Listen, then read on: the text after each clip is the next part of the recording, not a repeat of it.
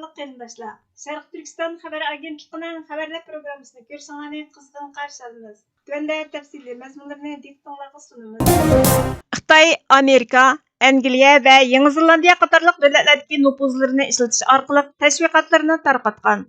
Tunji pochta xabar torining 28 noyabr kunidagi xabariga qaraganda, aqllar ambiri Avstraliya strategik siyosat tadqiqot o'rnining bildirishicha, ijtimoiy taratqularda zo'r agish kuchilari bor xalqaro ta'sir kuchiga ega kishilar Xitoyni qo'llaydigan Kompartiyaning bayonlarini, shundaqla Xitoyning sezgur masalalardagi maydonini qo'g'daydi ekan. Xitoy Kompartiyasining naqsh sahifasida naqsh aytish mavzuliq dokladda analizchilar Bilibili, Douyin, Xinhua va Toutiao'ga o'xshash Xitoy video spotlaridagi 120 dan ortiq chet el ta'sir ko'rsatkichining ishlagan mazmunlarini inchiklagan. Kanberadagi aqllar ambirining xabariga qaraganda, Xitoy Kompartiyasi chet elning ta'siridan o'zini saqlab, dunyoviy bayonni o'ziga foydali qilish uchun davlatning bayonlarini ko'paytirish va kuchlantirishga yordam bera oladigan bir turkum chet el eg'izlari, chet el qalamlari va chet el mingisini yetishtirishni planlagan.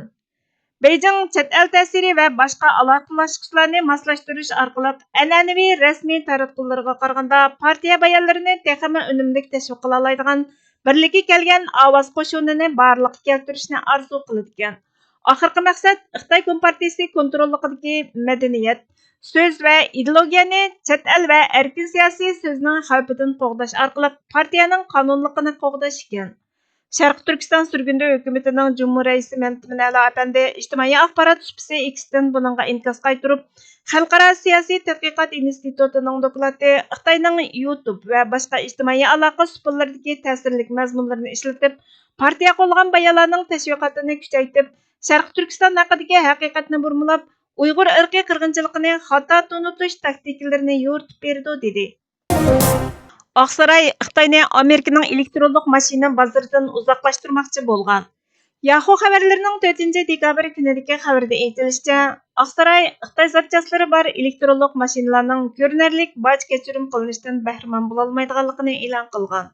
Tesla, Ford qatorliq Amerikadagi asosliq mashina ishlab chiqaruvchilar yanada elektronlik mashina ishlab chiqarishida Xitoy texnikasiga tayindi ekan.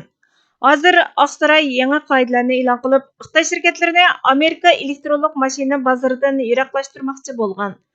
Amerika hukumati Xitoy zapchaslari bor Amerika ishlab chiqargan to'pliq mashinalarning bojni kamaytirish salohiyatiga erishishni qiyinlashtirishni planlaganligini e'lon qilgan.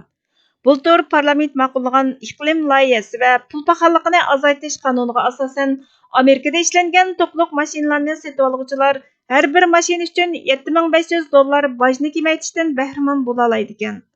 Hozir Oqsaray yangi qoidalarni e'lon qilib, Xitoy shirkatlarini Amerikaning elektronlik mashina bozoridan yiroqlashtirmoqchi bo'lgan. 2025-yildan boshlab bu qoidalar texnik qattiq ijro qilinadi ekan.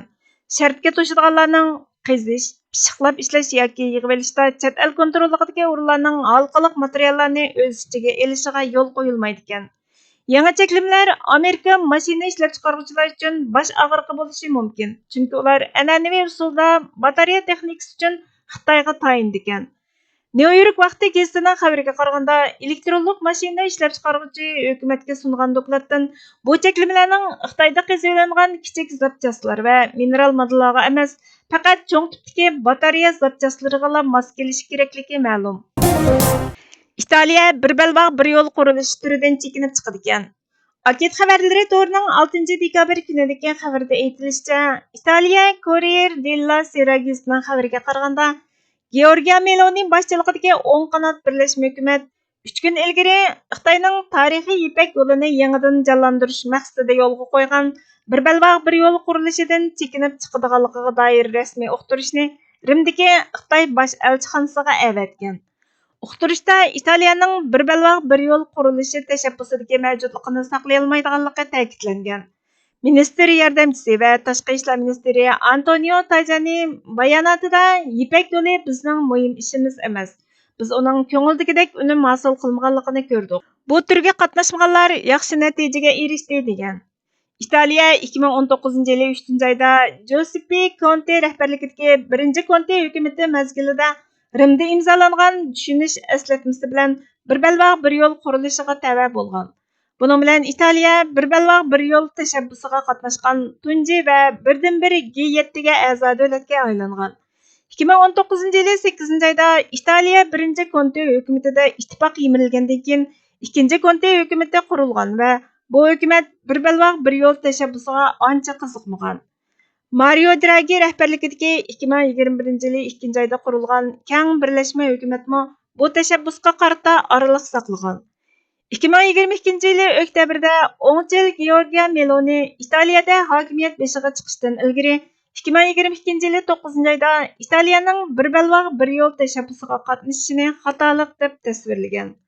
Meloni va uning kabinetdagi ministrlar bayonot e'lon qilib, Italiyaning bir belbaq bir yo'l tashabbusida bor yo'qligini surishti qilgan va Italiyaning bu tashabbusga qatnashish orqali o'ylagan unumga erisholmaganligini o'ttirg'a qo'ygan.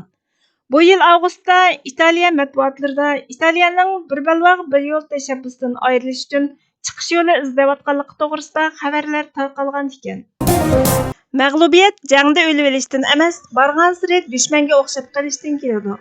Ali Izzat Begovich taqlid haqida so'z ochgan vaqtda bugun taqliddan nasiba olmagan nimamiz qoldi degan savol bizdan javob kutib turibdi.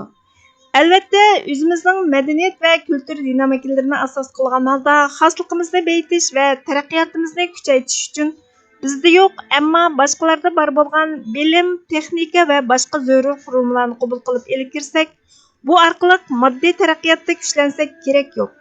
Ham bu xil shaklda ilgirlash taqlidchilikka yotmaydi. Chunki bu xil ilgirlash va qabul qilishda nimaga ergishayotganligimizni, nimani ilg'ayotganligimizni, nimani import qilayotganligimizni farqlantirib qabul qilamiz.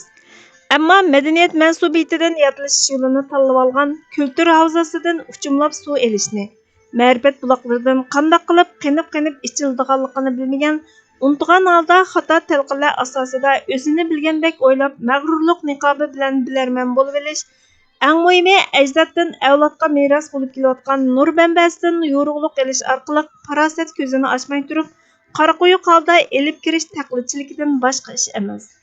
Bundaq taqlidchiliklar hech qachon millatga ilgirlash va chiqish yo'li elib kelolmaydi. Bu yerdagi taqlidchilikdan shubhisizki, mazkur so'zning asli etimologiyasida o'rin tutgan qarg'ularcha agishga yotadigan do'ramchi zihniyat, shalg'utlashish va manqurtlashishga elib boruvchi yoki shuning natijasidan kelib chiqadigan oqibatlarga ishorat bo'ladigan taslimiyatchil ong ko'zda tutilgandir. Shundaqla mazkur taqlidchilikdan sanoat va ilmida maymunlashish, aql va zihniyatda dodlashish va do'tlashish, madaniyat va kulturda manqurtlashish vaziyatlari ko'zda tutilmoqda. Burhan Muhammadning Asorat afsonalari bizga nima deydi nomli asridan elindi.